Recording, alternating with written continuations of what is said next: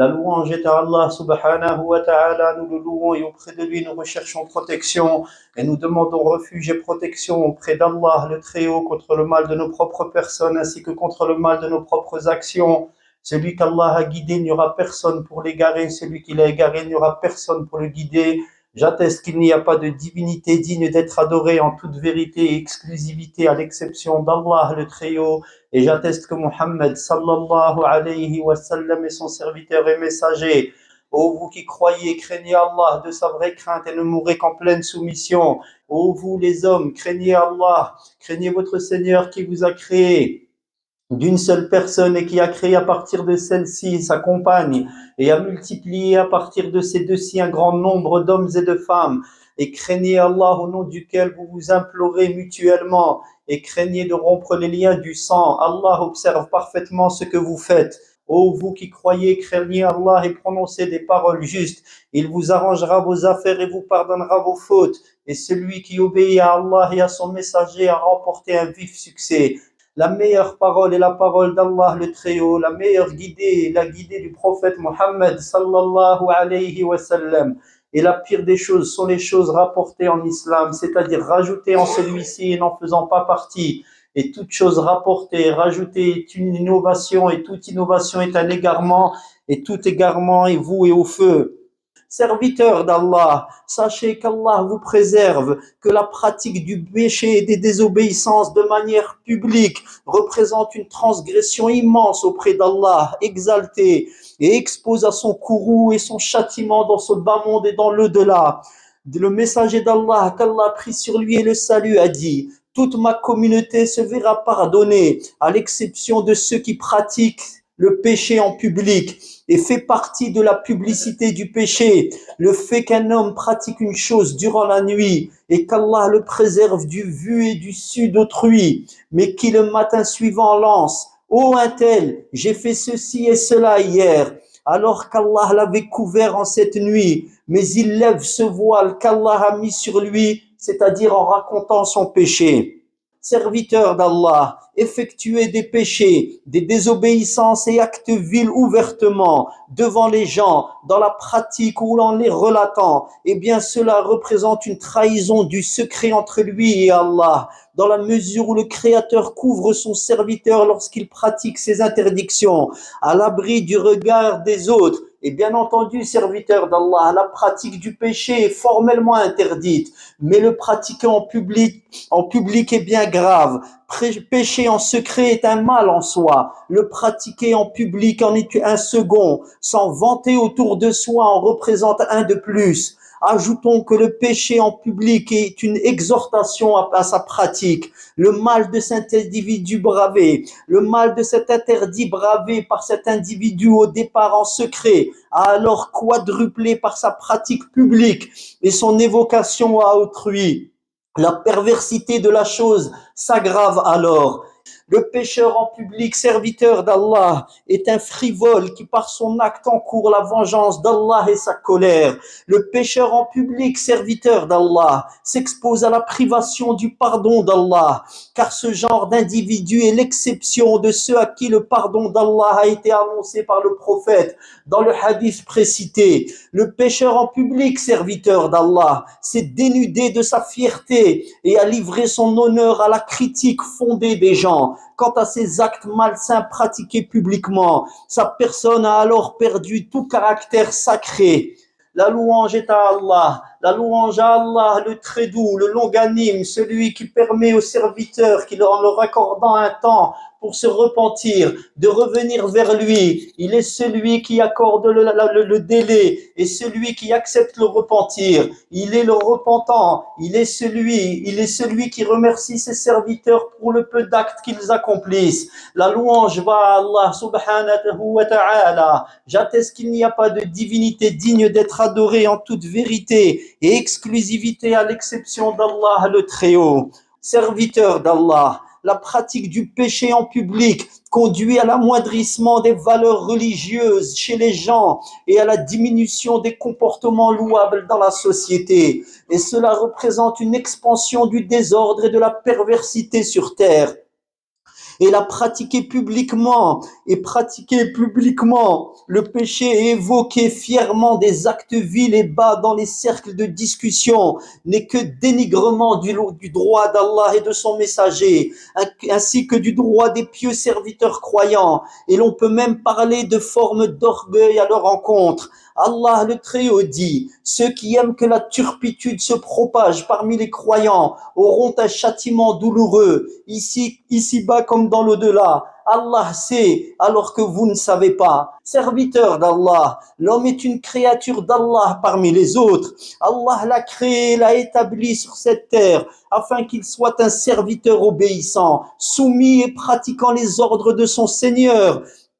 Lui qui l'a créé après qu'il ne fût pas. Mais cet homme, par le pervertissement de sa raison, la transformation négative de sa saine nature et l'emprise malsaine des forces démoniaques sur sa personne, cet homme s'emplit alors d'orgueil et devient mauvais et se déprave, pratique le blâmable et la perversion et autres actes vils et méprisables, si loin du but de sa création. Plus encore, il est tellement changé dans sa nature qu'il estime que ces actes pervers qu'il pratique sont des actes de bien et que mettre en garde contre ces actes représente une caractéristique blâmable, alors qu'il est en train de pratiquer des choses que toute saine nature répugne. Et celui dont la voie est celle de la turpitude en cette vie, que de problèmes pour lui. Et comme son châtiment sera grand, et comme il mérite la vengeance d'Allah et sa colère, à moins d'une miséricorde de sa part qu'il soit glorifié, et un repentir qu'il lui accorde. Ô Allah, accorde-nous ton bienfait. Serviteur d'Allah, le soumis se doit de s'empresser de se repentir à Allah, et qu'il sache que son Seigneur l'a appelé au repentir et lui a enjoint cela. Quelle que soit la gravité de son péché ou de son crime, Allah agrée le repentir de ses serviteurs et efface les péchés. Et il a dit, glorifié soit-il. Dis, ô mes serviteurs qui avez commis des excès à votre propre détriment, ne désespérez pas de la miséricorde d'Allah, car Allah pardonne tous les péchés. Oui, c'est lui le pardonneur, le très miséricordieux. Et méditez qu'Allah vous préserve, méditez sa générosité, ce bienfait d'Allah. Allah pardonne tous les péchés comme il le dit, c'est-à-dire quel qu'il soit, Allah est pardonneur et miséricordieux. Il accueille le repentir de ses serviteurs. Serviteurs d'Allah, repentez-vous au plus vite de vos péchés avant que le temps du repentir n'arrive à sa fin ou que la mort ne vous surprenne. La porte du repentir nous reste ouverte jusqu'à l'agonie de la mort. Le messager d'Allah a dit, Allah accepte le repentir du serviteur tant qu'il n'agonise pas. Et il a également dit, et le repentir ne cesse d'être accepté jusqu'à ce que le soleil ne se lève de son couchant, car alors les cœurs seront scellés avec ce qu'ils contiennent, c'est-à-dire de croyance ou de mécréance. Serviteurs d'Allah, Allah a appelé dans son livre au repentir ceux qui ont prétendu qu'Allah est Messie, fils de Marie, le plus grand des péchés. Ils ont accordé un fils à Allah et ceux qui ont fait de lui le troisième de trois, comme dans le calme pratiqué dans la religion chrétienne, et également ceux qui ont creusé les fosses et y ont allumé des feux pour y brûler les croyants. Tous ont été appelés au retour vers Allah et à la demande de pardon de leurs fautes. Allah leur dit à tous, ne se repent-il donc pas à Allah et implore son pardon? Un pieux prédécesseur a dit, voyez cette générosité, voyez ce bienfait. Ils ont tué ses alliés et perpétré ce qu'ils ont perpétré, mais ils ne cessent de les appeler au repentir. Serviteurs d'Allah, l'immédiateté du repentir est obligatoire. Point de délai à celui-ci. Retarder le repentir est un péché duquel on doit se repentir. Voilà pourquoi il nous faut nous élancer vers la repentance à Allah et multiplier celle-ci. Le prophète dit aux gens, repentez-vous à Allah et implorez son pardon. Je me repens moi-même 100 fois par jour. Et tout cela, serviteur d'Allah, en sachant que ses péchés passés et futurs lui étaient pardonnés. Qu'en est-il donc des insouciants, des nonchalants? Serviteurs d'Allah, Le repentir permet au serviteur de s'éloigner des désobéissances et de préserver ses actes de bienfaisance. Et le véritable repentant est celui qui revient à Allah en pratiquant ce qu'il ordonne et en délaissant ce qu'il interdit. Voici la réalité du repentir. Et il est nécessaire pour cela de regretter le mal passé, et pas seulement de se repentir par la langue simplement, mais le cœur, regretter les péchés et désobéissances, tout en les cessant complètement par les actes, et être fermement résolu à ne pas retourner à ces pratiques blâmables, avoir l'intention de ne plus recommencer, qu'Allah nous accorde un repentir sincère et l'accepte de notre part, et qu'il nous préserve de désespérer de sa miséricorde, car seuls les mécréants désespèrent de la miséricorde d'Allah, et nous ne nous sentons pas sauvés de son châtiment. Espérons donc en Allah et craignons-le dans le même temps. La crainte et l'espoir sont les ailes de l'adorateur d'Allah, puissant et grand, doux et miséricordieux.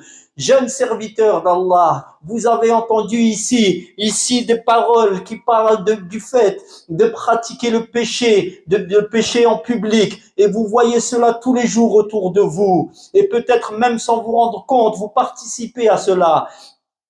Faites attention à vous, regardez ce que vous faites, regardez ce que vous écoutez et regardez ce que vous écoutez. Prenez garde à ne pas écouter ce qu'Allah n'aime pas. Ne pratiquez pas ce qu'Allah n'aime pas, car c'est ainsi que vous vous éduquerez et que vous vous préserverez. Ne vous laissez pas entraîner par les passions de ces bas mondes et les choses auxquelles vous êtes appelés, que vous savez pertinemment, et au sujet desquelles vous savez pertinemment qu'elles sont de mauvaises choses. Repentez-vous à Allah, revenez vers Allah, et ainsi que vous autres, les plus âgés. Craignez Allah en secret et en public. فنسأل الله عز وجل أن يتوب علينا اللهم تب علينا اللهم إنا نسألك علما نافعا ورزقا طيبا وعملا متقبلا ربنا آتنا في الدنيا حسنة وفي الآخرة حسنة وقنا عذاب النار اللهم إنك عفو تحب العفو فاعف عنا